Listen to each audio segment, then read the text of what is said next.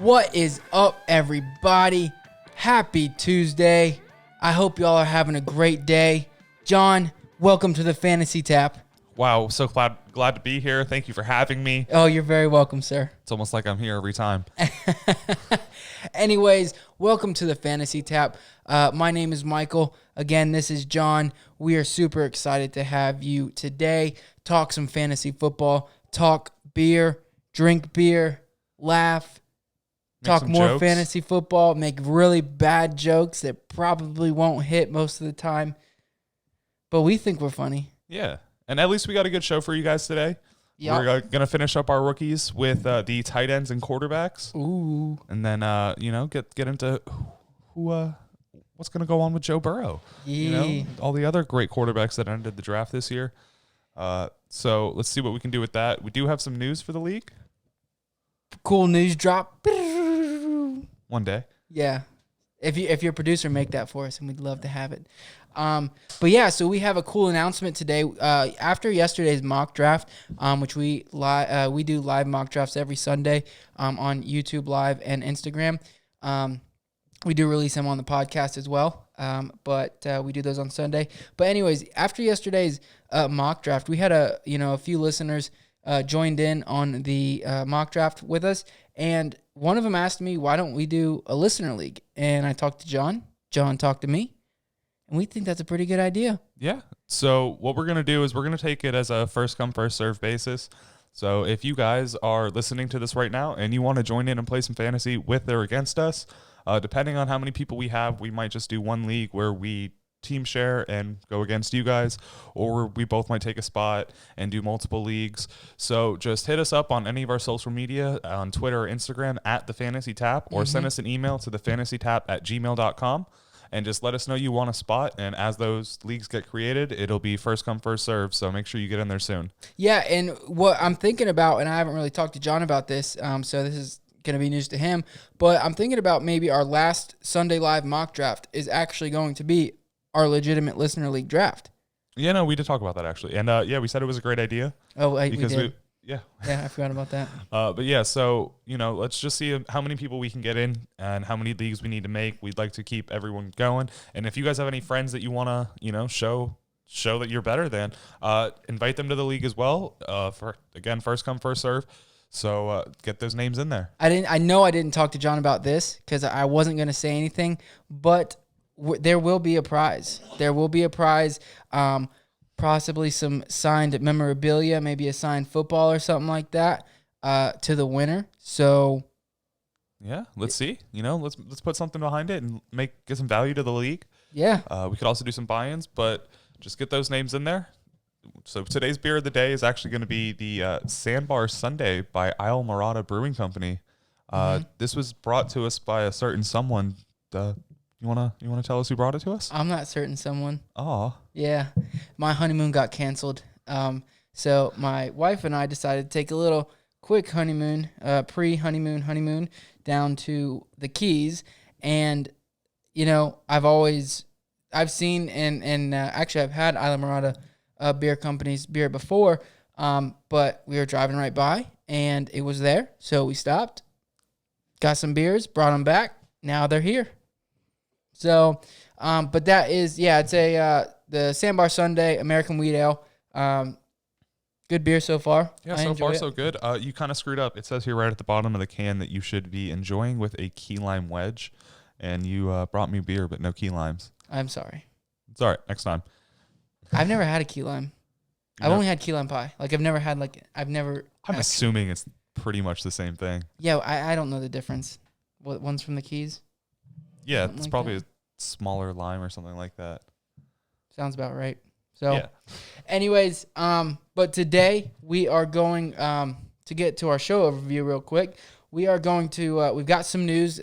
Some of you may have seen, obviously the opt-outs are happening all over the league.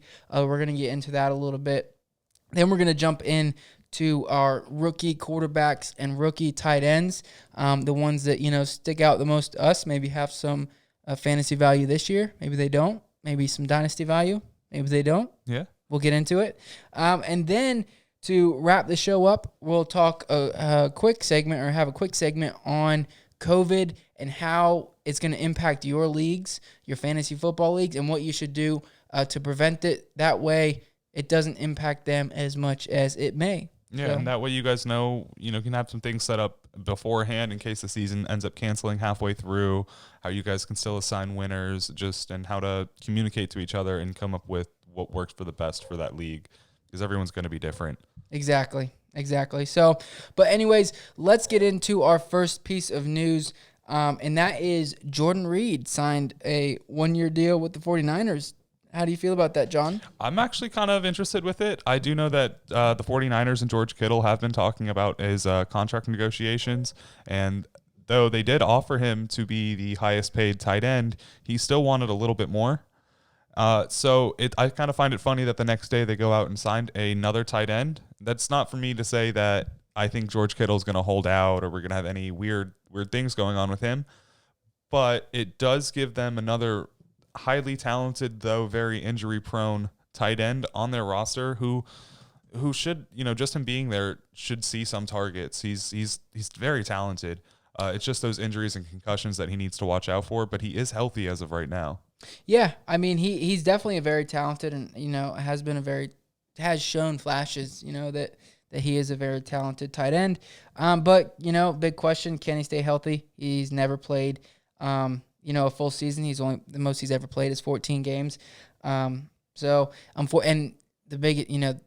his biggest injury concern is concussions, which it's not a good thing to have, especially back to back, the way he has. So, I don't see him having any fantasy value this year.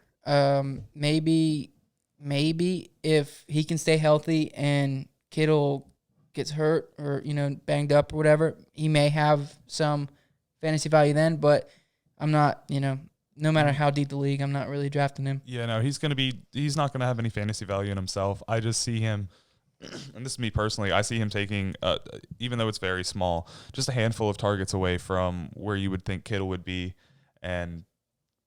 but nothing too crazy. I don't see Jordan Reed ever being that tight end one on the 49ers for them or anyone that, again, he's not going to be playing 16 games. So, I mean, where do you think that Kittle's going to finish? Like, where in your gut? Do you think he'll finish as that tight end 2, tight end 1? Right now, I think he's finishing tight end number 2, with Travis Kelce being the 1. But do you think this Jordan Reed takes him down to the 3rd or no? I'd have to finish doing my projections. That's kind of where I'm sitting on the fence. I don't think it's going to be enough to push him down to 3, but it could be just right there. I actually have Zach Ertz as my 3rd over Darren Waller. And Mark Andrews. Oh, maybe 4th. Fourth. Forgot him. But yeah, so I have Zach Ertz above Darren Waller. So I don't know. I'd have to finish statting it all out. I don't see him being like a huge grab. He's not going to sit there and be on the field right 30% of the time that Kittle's going to be there, or even take away 10% of Kittle's targets. But it is going to go from where you see Kittle being the absolute domineering best receiver on the team to he's probably just barely going to be the number 1 reception leader on the team. That's what you see? I see. I don't think it really impacts him all that much. I mean, maybe 5 catches, maybe. But, I mean, that's just me. Maybe. And that's on a high end. I just personally don't see it that way. But that's why there's the show, because you get 2 different perspectives. Anyways, let's move on to some opt-outs. And the first one, pretty big one today, actually, Jawan James, the right tackle for the Denver Broncos. Overall, last year, PFF had them ranked as a 12th overall offensive line. And actually, that was pretty much without Jawan James anyways. So they had a high-end, middle-of-the-pack offensive line. And they did sign Graham Glasgow from the Lions, the right guard, kind of helped bolster them. So, they fared pretty well without him last year for the majority of the year.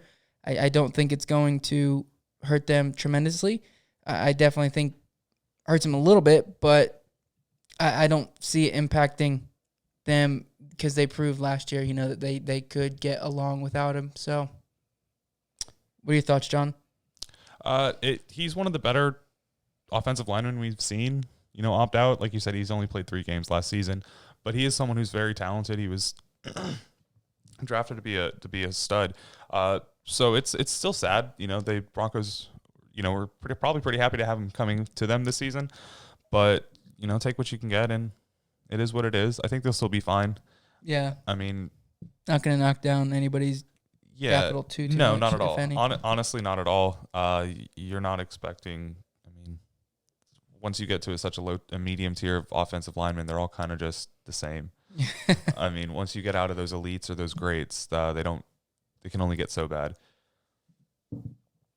Yeah. So after that, Matt Lacoste, tight end for the Patriots, who actually we're going to be talking about Devin Asiasi a little bit later. But he decided he's going to opt out. I mean, he wasn't on my radar for fantasy football anyway. But, maybe it gives Devin Asiasi a little bit of a shot. We'll talk about it a little bit later. Yeah. Maybe. Again, someone who wasn't really super relevant to most people this year. So it's not really going to hurt many people, or if anyone, and hopefully it shouldn't hurt you. Maybe deep tight end leagues, maybe. But again, shouldn't hurt you. Otherwise, you might have an issue. You need to recheck your roster. So he really wasn't seeing much competition for the snaps. So it might give Asiasi a handful of more targets. But, what could you really expect? Right. But their defense, as far as the opt-outs, Patriots going wild. They did lose 2 studs on their defense with Patrick Chung and Deonta Hightower. Yep. I think they've had 9 overall opt-outs. Yeah, as a whole team, as a team in general, which is the most in the NFL by far. Yeah. Either people don't want to play for the Patriots, or the Patriots just don't want to get sick. Yeah, I mean, family first. Keeping your family safe. I can't blame anybody at all for doing that. So, maybe it hurts their defense a little bit, or quite a bit, because those are Patrick Chung and Deonta Hightower. Those are pretty big name defenders. Cornerstone pieces. I mean, their defense is still going to be pretty solid. They did lose a lot of people in the offseason, like Kyle Vanoy to the Dolphins, but they're still going to be the Patriots defense. Belichick's a defensive coach. They're going to be a stout defensive team, even with two all-stars off. I mean, you still got Stephon Gilmore out there and the McCourty twins, so they'll fare. I mean, they'll be fine. It's Bill Belichick, one of the best ever, so they probably go from the top-tier defense to top-end defense. Yeah. So, anyways, last but not least, we're going to talk about Adam Schefter just reported that the opt-out deadline is Thursday at 4. So, and that's great for us fantasy football players, because now we know we can keep an eye on it between now and Thursday at 4 p.m. Watch. They're going to pour in, I think. I have a feeling. So you've got to keep an eye out, to see who's opting out and how it's going to affect your fantasy football league. So I'm personally happy that they finally nailed down a day and time. That for me. Now, do you think Thursday's a little too soon for some people, or do you think this has been enough time? I mean, most camps have already started, and a lot of the team meetings have already gone through. So if they haven't opted out yet, they either haven't reported for camp, or they've already exposed themselves to the team. It's hard for me, because I don't think that. I think there's going to be players that no matter what the deadline, if they don't feel safe, they're not going to play. And so they're not going to get paid. Mm-hmm. And there can be fines with that. I don't know exactly how. I just,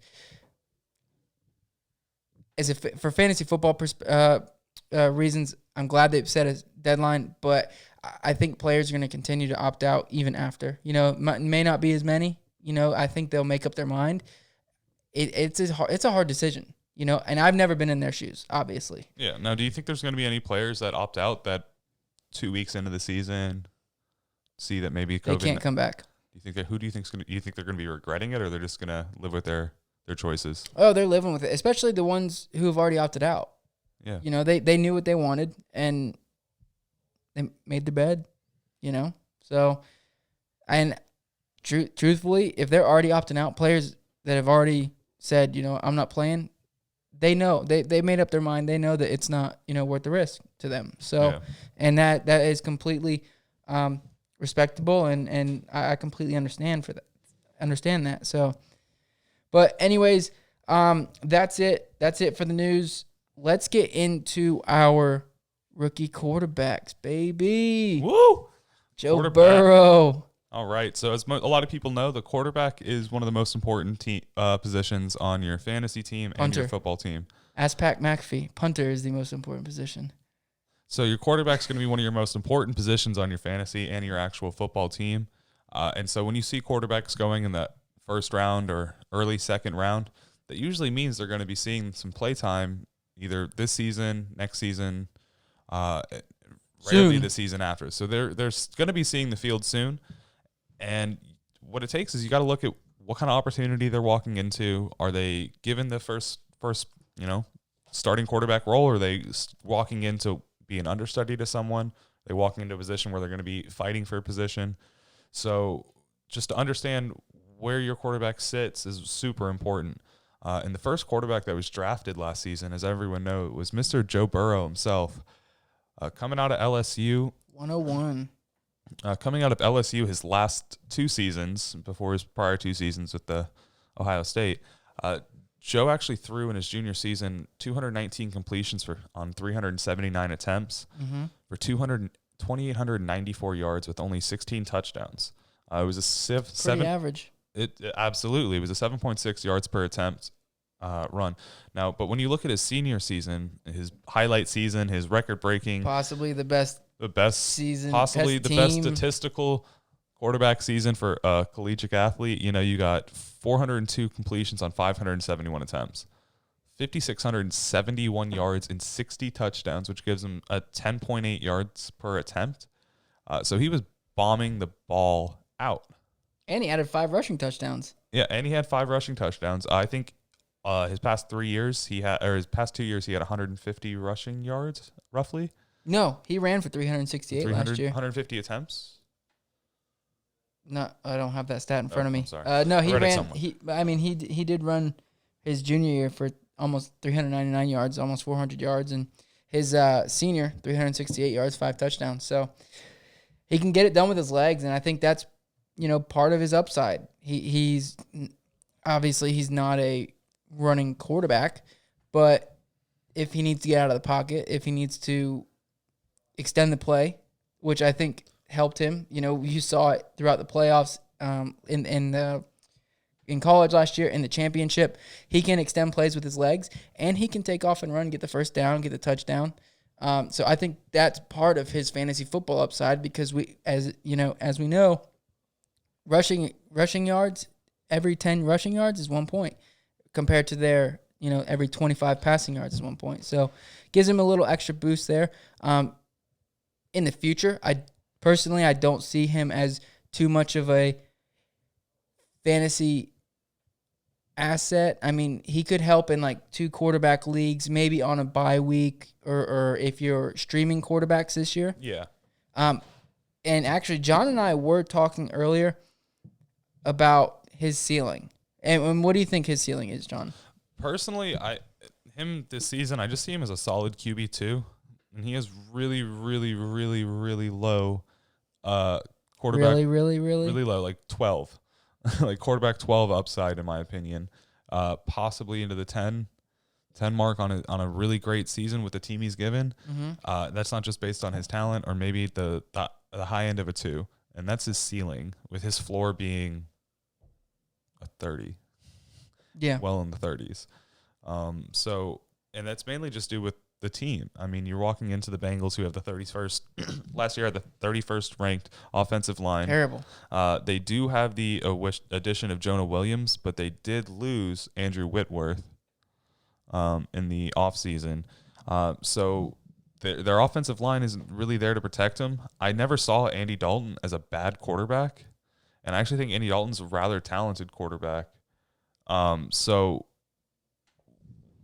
I don't think that Burrow stepping into that team's going to make him do much more than Andy Dalton was able to do with it. I mean, they might be a little bit better. Coaches might give him a little more opportunity than they did Andy. And with the addition of T. Higgins, you got another receiver out there, and they already have A.J. Green, Tyler Boyd, and Joe Mixon there.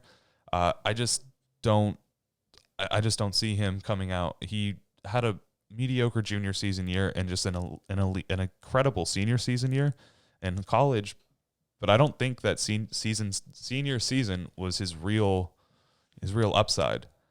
I think that was, as much as I hate to say it, possibly an outlier for him. I don't think he's ever going to come into the NFL and have. So you think that was his upside then? I think his. Yeah, that's going to be the highlight of his career. He holds collegiate records for being one of the best quarterbacks statistically. I don't think he's ever going to come into the NFL and have a year where he's anywhere near a number 1, number 2 quarterback for passing yards or touchdowns that year. Yeah, I mean, personally, I do see his. If that offensive line can turn it around and pass block for him and give him time to extend plays and stuff like that, I mean, I do think that the offense is built around, they have a ton of weapons. They just added T. Higgins. They've got Joe Mixon, who's, I think, in my personal opinion, he could be a top 5 running back, fantasy-wise, top 7 in the league. Real football wise, and then they're getting AJ Green back, that's a great target for a rookie to have, somebody who can get the ball, who's done it before, and then of course Tyler Boyd, so he's got solid weapons all around. I think he'll finish in that 18 range. Personally, I think his upside, like you said, highest point in the ceiling is 10 maybe. Quarterback 10, so great opportunity, great landing spot, with Zach Taylor there as the coach. But can the offensive line, pull it together? No, I mean, if he was more mobile, not saying he's a semi-mobile quarterback. He's not a great runner. He can extend plays, but he's not running design run plays like Kyler or Lamar Jackson's going to be. Yeah, no. So if he had that upside where he was running a design run play like Kyler Murray had or has, I would say his ceiling could be higher. Kyler finished QB7 last year. So, and that's due in part to the amount of rushing yards and rushing attempts he had. So, I mean, if Joe Burrow had those legs, I could see it. But I just kind of think that he's mainly a passing quarterback for a team that isn't going to be there to protect him. Right. So, but let's move on. Let's get into the Dolphins' chosen one, Tua Tagovailoa. Obviously injury prone, big negative there, big red flag. To be honest, that's why if he wasn't hurt, I think he would have gone number 1 overall. Absolutely. So, Dolphins got lucky. Hopefully, pray to God that he is the chosen one. But anyways, Tua, where do you see what fantasy value do you see this year? Do you see him starting in any games? Or, I believe we briefly talked about this on the show. Yeah, we mentioned it. I personally see him coming into the season towards the end of the year. And getting a few starts under his belt before they finish up the season, just so they can see, he has some full speed snaps under his belt. They can see what he can do with the team that they have and understand what they need to change in the offseason for him and what they need to work on. I don't think they're going to run a full season without getting him any snaps. Mm-hmm. But as far as fantasy value, no, I see none. He's not going to be getting enough snaps, and by the time, even in my perspective, by the time he gets in, you're not going to know enough about him to even want to stream him week in, week out. So in a redraft league, stay away. Yeah, now in a dynasty league, where are you taking him? Currently, he's going 14th overall in a rookie draft. I mean, in a rookie draft, it's hard because you're really looking at your team that what you need. I took him in one of my leagues at the 3rd pick because I really needed a quarterback. I was solid in every other position other than a quarterback. Mm-hmm. And Burrow went at the 2. So I took Tua. That was in a Superflex league, right? It wasn't a Superflex league. Personally, I would definitely grab him in probably the early 2nd. There's so many offensive and running back talents that you want to grab any or all of them that you can. Yeah. And unless you really need that quarterback, just let him fall. Yeah. I mean, he's going to be a great talent, but even on the Dolphins offense long term, unless there's a lot of major upticks and we start becoming a really powerhouse of an offense, even at his ceiling, he's only going to be a streamable one. You can't expect quarterback one numbers from him week in, week out. And that's this year, you think? No. Or for his career? Not for the career. I'm saying unless the Dolphins offense turns around. Okay. I'm saying with the Dolphins offense how it is right now, if Tua started next week 1 and finished throughout the season, you could not expect quarterback 1 or 2 numbers. And I'm not saying tight end. I'm a fantasy quarterback 1 or 2. I'm saying the quarterback 1 and the quarterback 2 numbers from him. Like, you're not going to expect him to play on a Mahomes or a Lamar Jackson level week in, week out. Right. At least unless the Dolphins offense and their scheme changes up. Mm-hmm. Now, who do you think has a better fantasy career, Tua or Joe? For me, I think it's Tua, personally. And I'm not saying that because I'm biased. As long as he can stay healthy, I think he is the better quarterback. He's got the accuracy, and he's also pretty mobile as well. I mean, he can get it done with his legs too. So yeah, for me, that's... I like Tua a lot better. I don't... When you got me when you made it the fantasy quarterback.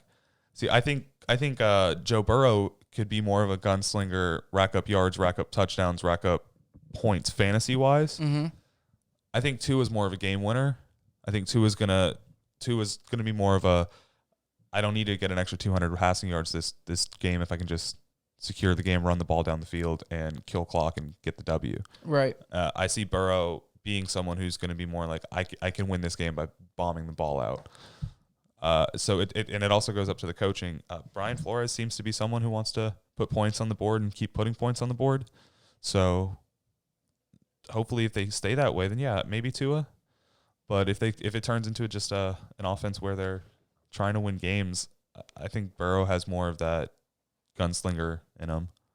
Yeah, no, I mean, Tua never, even Joe's junior year, he had more attempts than Tua did, in any of his seasons. Joe threw 379 attempts in his junior year, and then Tua threw 355 in his sophomore year. So it's going to be interesting to see both of them. Obviously they were very sought after, highly touted prospects. So it's gonna be great to see them and what they do. What can Tua stay healthy? Can Joe keep up with what he did last year? So that'll be interesting. But let's move on to the next quarterback, which is a pretty interesting quarterback.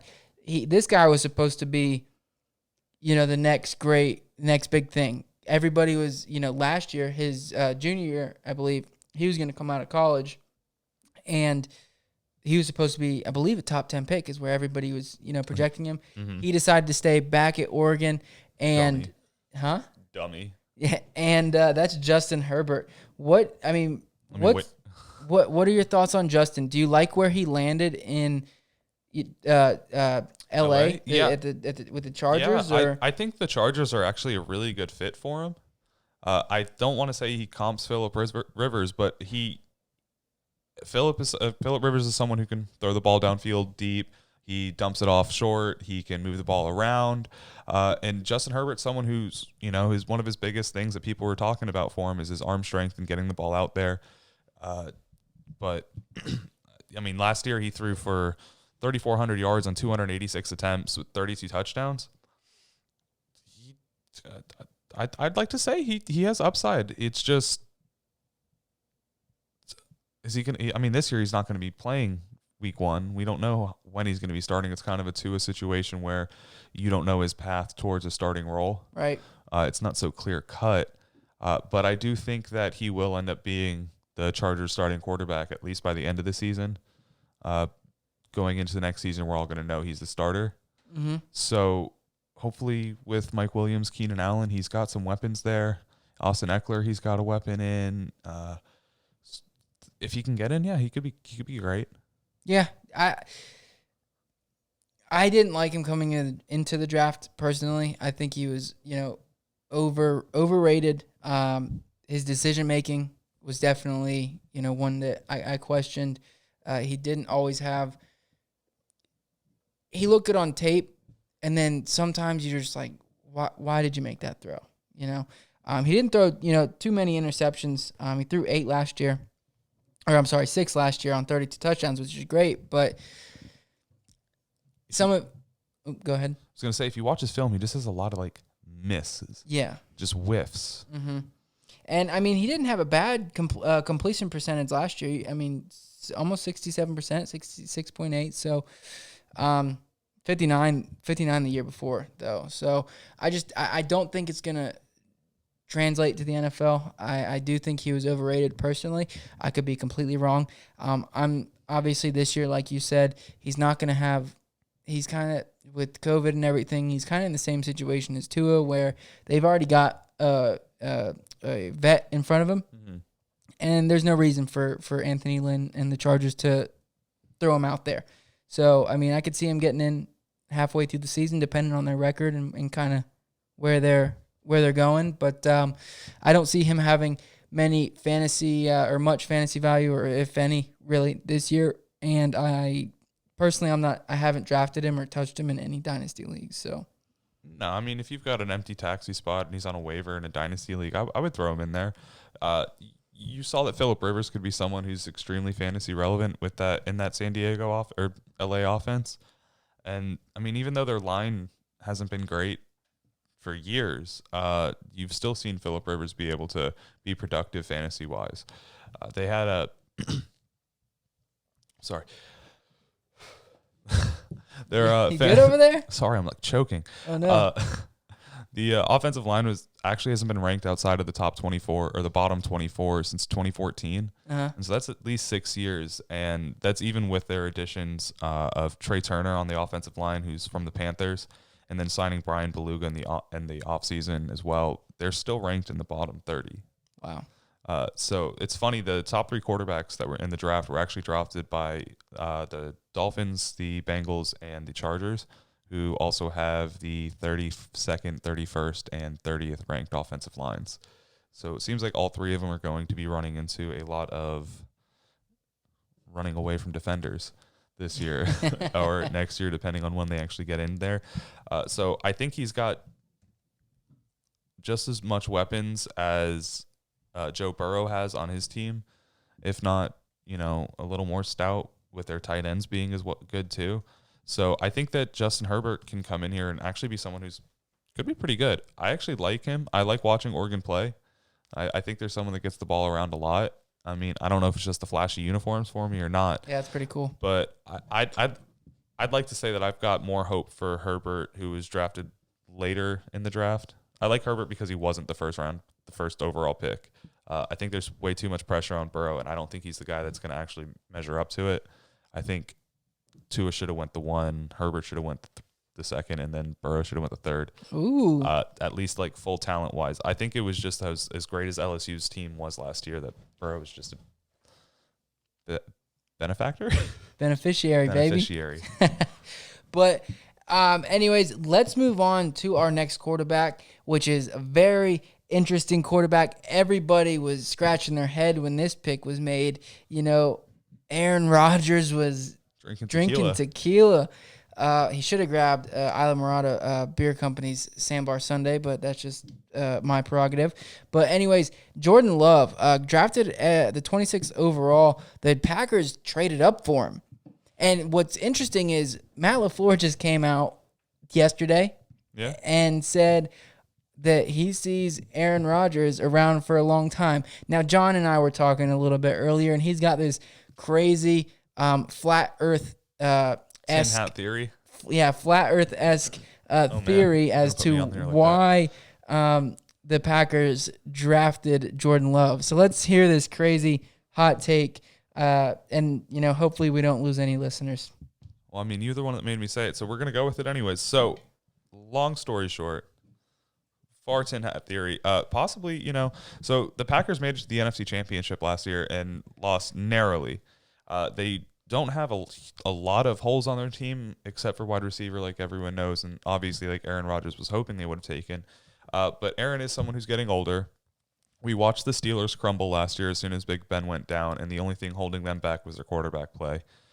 We watched Nick Foles carry the Eagles to the Super Bowl. No, their only thing that was holding them. Oh, holding them back. I thought you said holding them together. Yeah. Sorry. Keep going. Yeah. So the only thing we watched Nick Foles carry the Eagles to the Super Bowl. So in my crazy mind, I'm like, man, I wonder if Matt LaFleur is such a thinker that he's like, we've got enough receivers. We've got a tight end who's getting ready to emerge. We've got Aaron Jones and a running back. If Aaron Rodgers goes down, we're gonna Pittsburgh Steeler this. We're gonna ruin our whole season.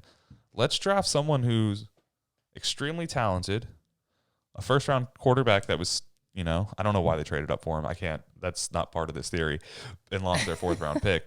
But tin hat theory. Maybe they just drafted him in the event that Aaron Rodgers goes down and they're on a Super Bowl hunt. They still have someone talented that, hopefully by the end of the season, they can refine him into being a quarterback for their team.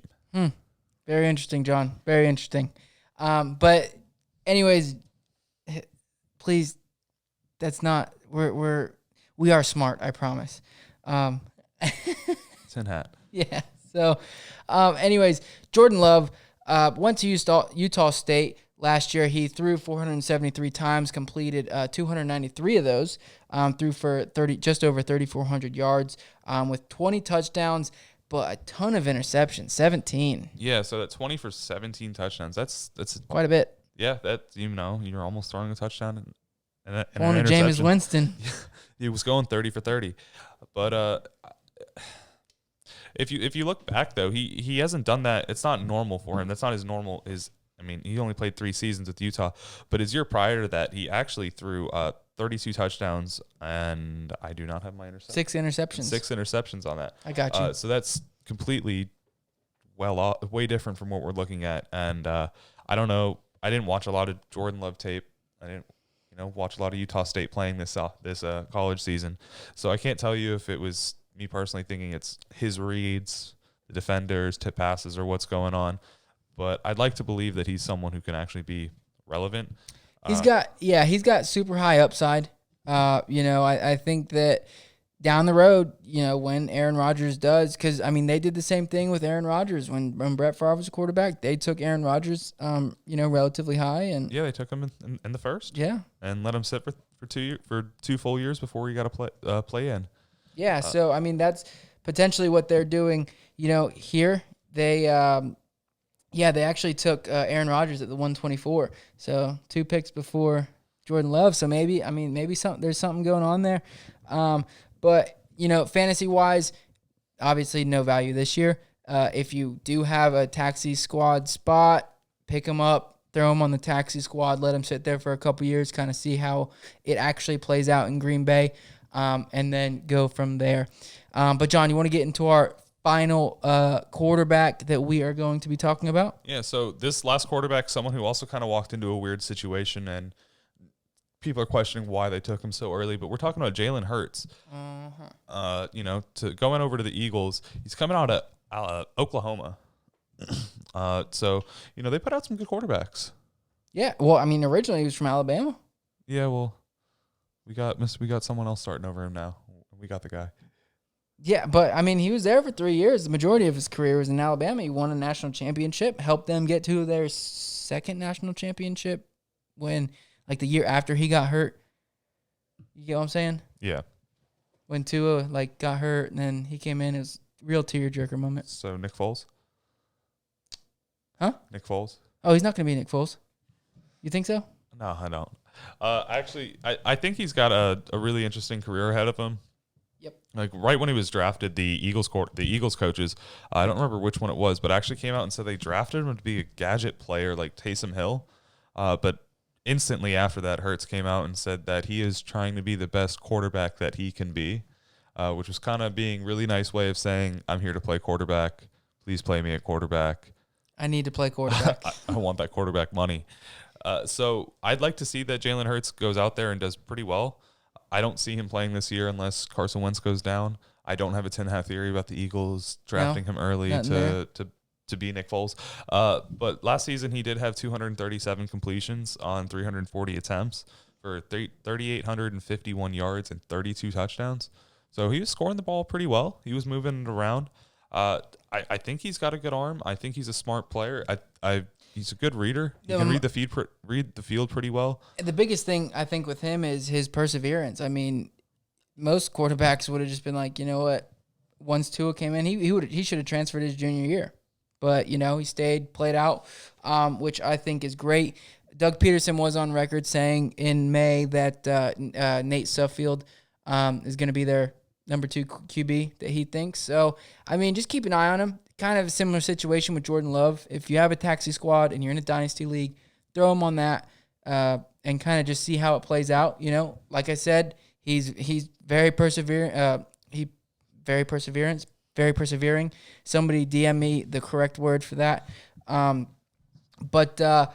So he could definitely, you know, transform into a solid fantasy player down the road. He's got all the, intangibles. Yeah. So, but anyways, that's our quarterback roundup, rookie quarterback roundup. So let's get into our tight ends. We got 3 of them for you. The 3 that we think that, you know, 1, they're you know, the 3 better ones in the draft, and 2 have potentially some fantasy football careers ahead of them. Yeah, these guys all seem to walk into some pretty good situations. Some of them even getting better after the draft.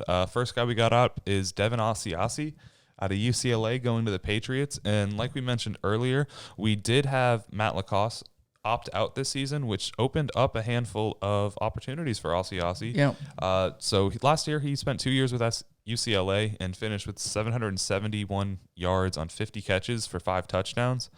The Patriots needed to hit on a tight end this year in the draft, and hopefully Belichick did it pretty well in the 3rd round. That's why they grabbed 2 of them. Yeah. Yeah, they did.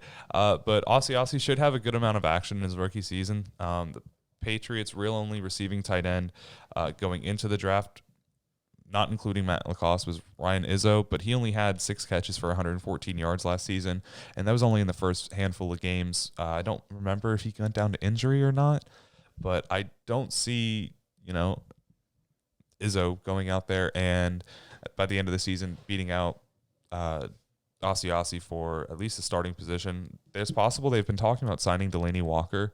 I saw that. And that would be something that would really hurt this projection right here.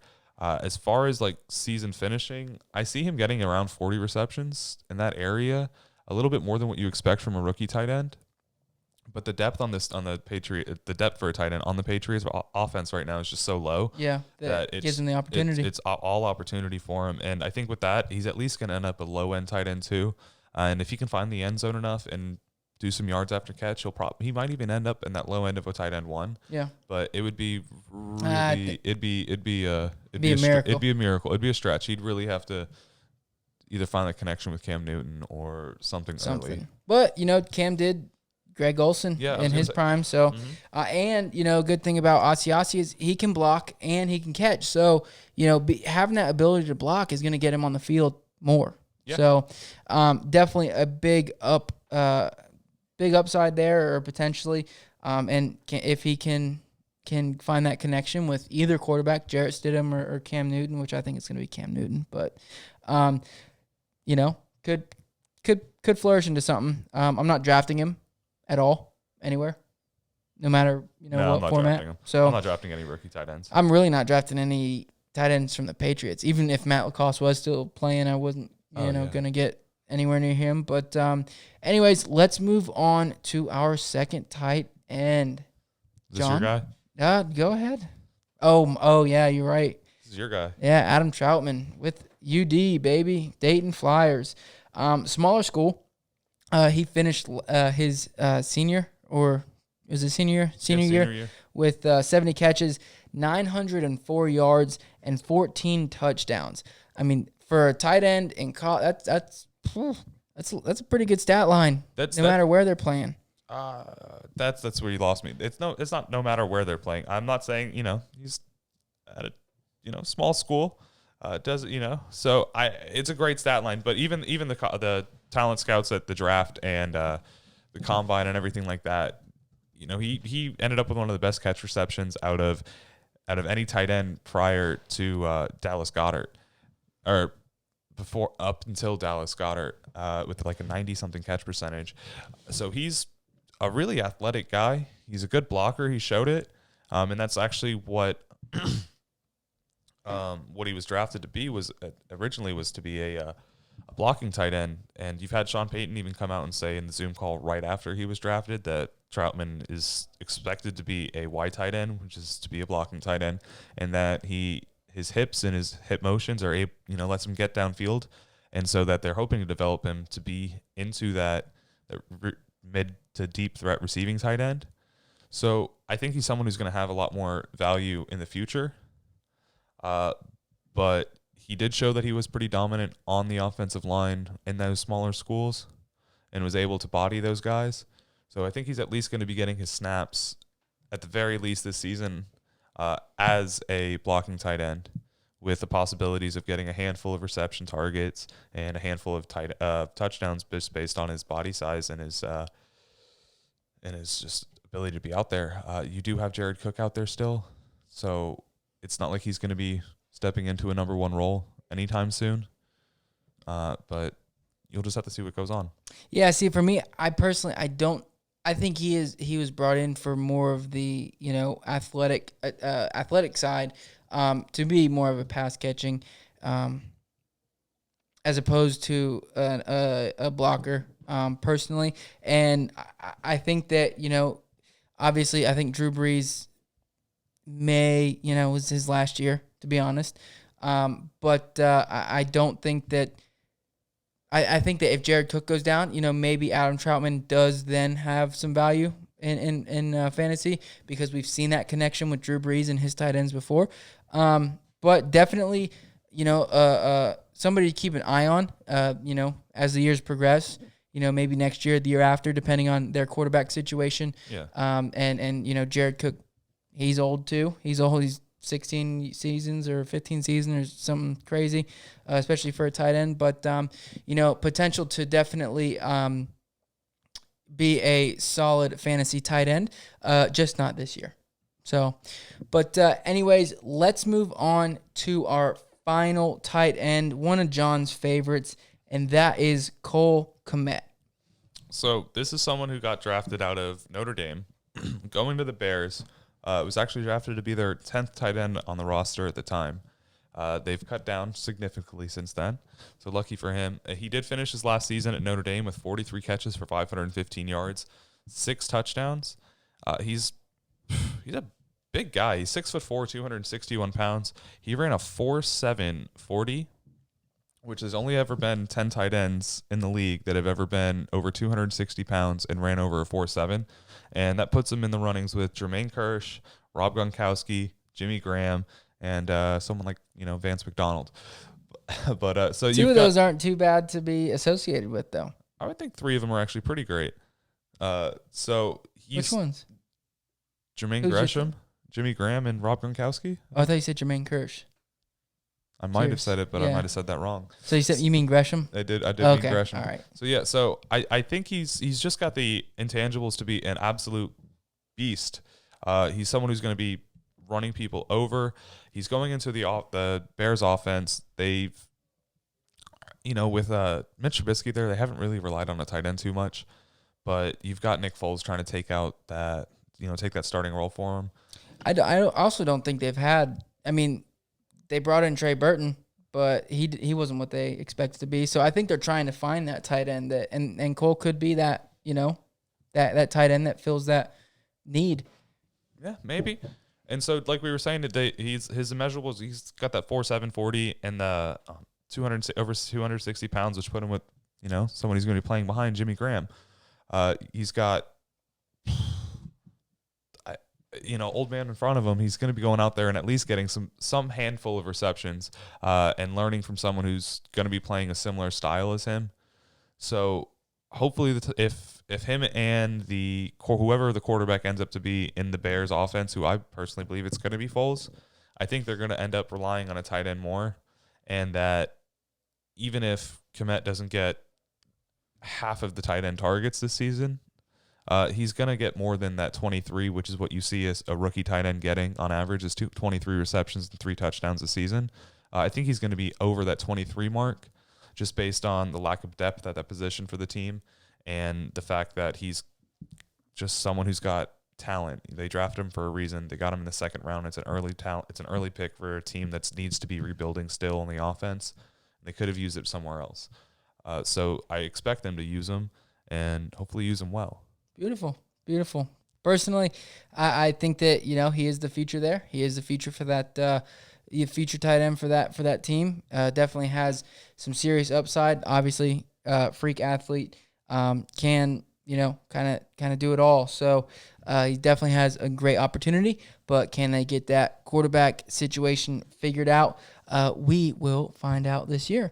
But anyways, that was it. That was our rookie tight ends. We're done with the rookie segments for this year. Clap it up. We're not going to do rookie punters? Maybe week one. Okay, we'll get over it. Yeah. So, but anyways, let's run down real quick some key ideas and thoughts that we think that you should keep in mind when setting up your fantasy football league with COVID and how that's going to hurt your league. But, have some rules or guidelines, whatever you want to call it, in place. That way, if COVID does shorten the season or something happens, then you guys will be prepared. So, John, you want me to kick it off? Yeah, kick it off. So, the first thing I think the most important is having a deadline of when the season counts.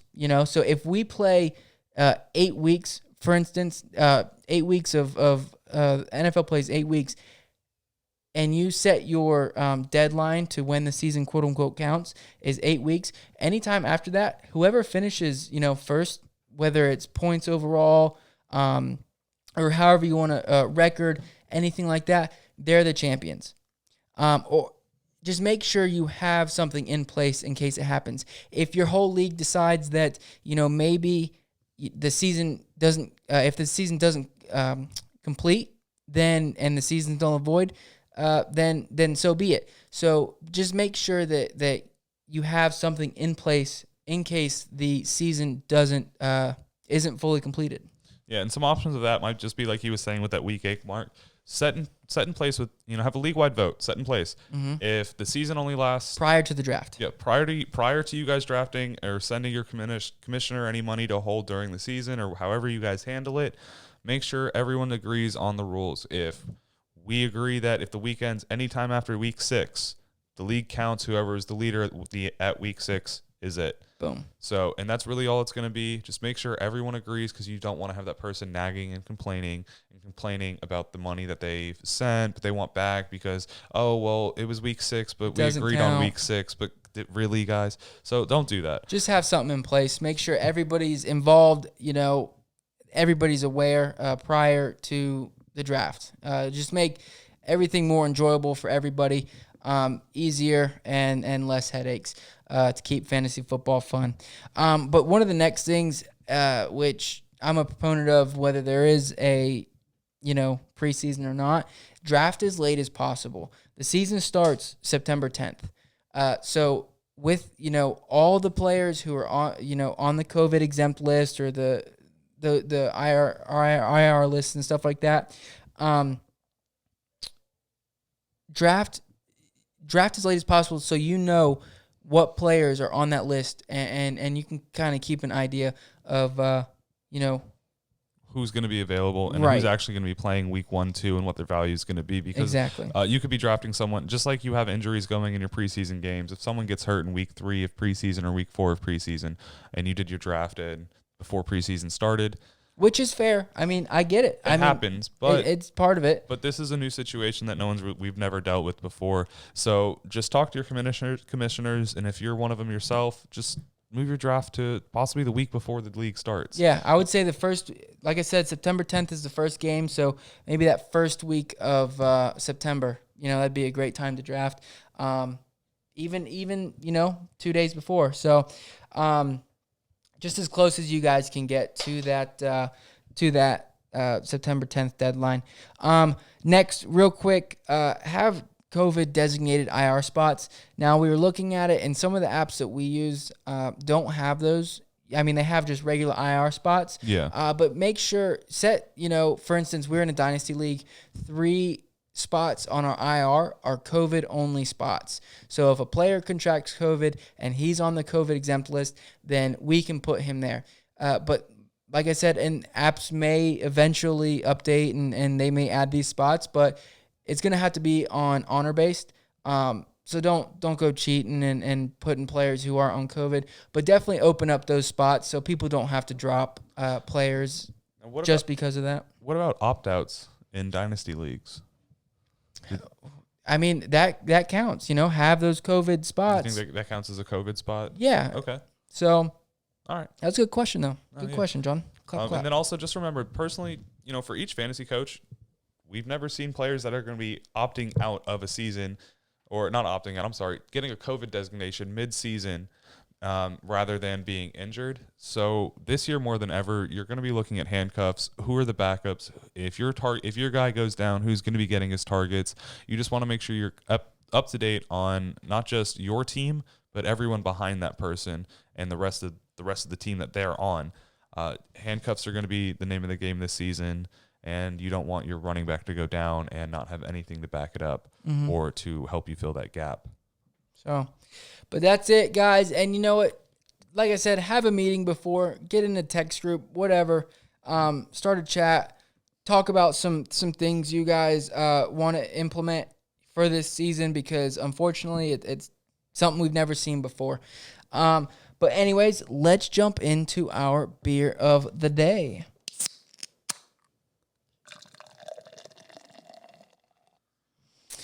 So, John, what'd you think of it? It was a pretty good one. It was, just real quick, it was a Sandbar Sunday American Wheat Ale by Islamorada Beer Company. Pretty fire. Personally, they did a really good job naming it, You get that Sandbar Sunday. I could definitely go out on the Sandbar and drink these. They're pretty light. They do have that, really weedy flavor with a little bit of little fruity undertone to it, but it's a really smooth mouthfeel. Again, something that's smooth. I don't want to say it's light. It's very light. I don't feel myself getting full on them. This is my second one, but I don't feel myself getting full on it. It's only a 4.75 ABV, so it's not something that's going to be kicking you in the dirt, but I like it. Moderate combination. Good in the sun. Get out on the boat. Buy a boat if you don't have a boat. Then buy a 6-pack of these. Go out on the boat. Make sure somebody's driving and chillax. Just remember, a boat is anything that can float. So yeah, you guys got an extra door in your house? Throw it in the water. Throw and it grab in a the 6-pack. water. Yep. Grab a little paddle. Some redneck ingenuity right there, baby. There you go. But John, I bet you'll never guess where they're from. Where? Islamorada. Is that an island in the Morada? It's in the Keys. I was there. Pretty cool island. If you've never been, go. But yeah, they were founded in the Florida Keys. Believe it was in 2014. Doesn't exactly say on their website, and I had to do some research, and what I could see is 2014. But they've blown up since then. Obviously, they make great beer. Yeah, it's so far so good. So, they were founded in Islamorada. As typical, some people they wanted to make a drink that you could go out to the Sandbar and hang out, have a great beer, have some fun with friends and chillax, and obviously that's the way they got the name here. But they have 2 breweries, and actually one of them is not very far from us. We're gonna have to go visit them. It's a 25,000 square foot location and distribution and place. They brewery, whatever huge place. And where's it at? Fort Pierce. Oh. Just south of us. So that's their second brewery. It's 25,000 square feet. That's huge. But that was, they do brewery tours and stuff like that. Check out islamoradabeerco.com, for information on that. It's, we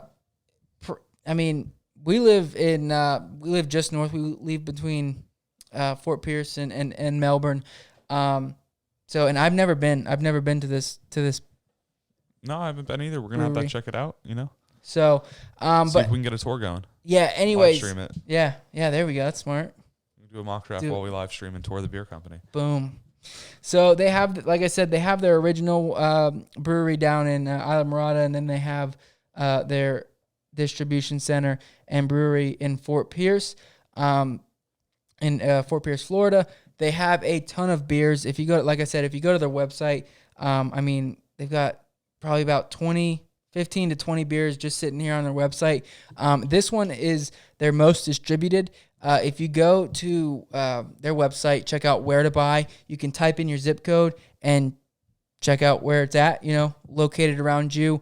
I found this actually I got it from the brewery itself down in Islamorada, but I was in ABC Liquor the other day. They had it there, Publix. So check out their website, type it in, and you'll be able to find out where it is near you. They also have a ton some events going on right now, obviously with COVID and stuff like that.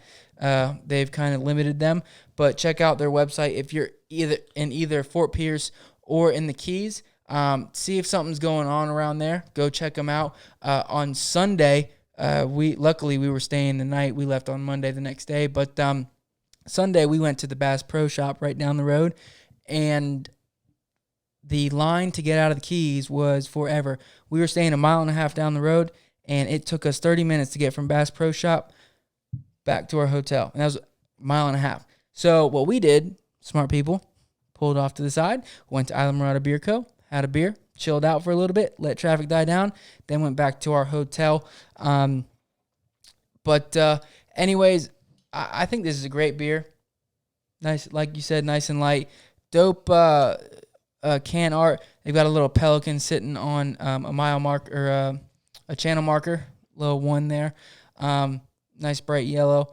And then at the bottom it says, enjoy with key lime wedge, like you said earlier. And I should have brought the key limes.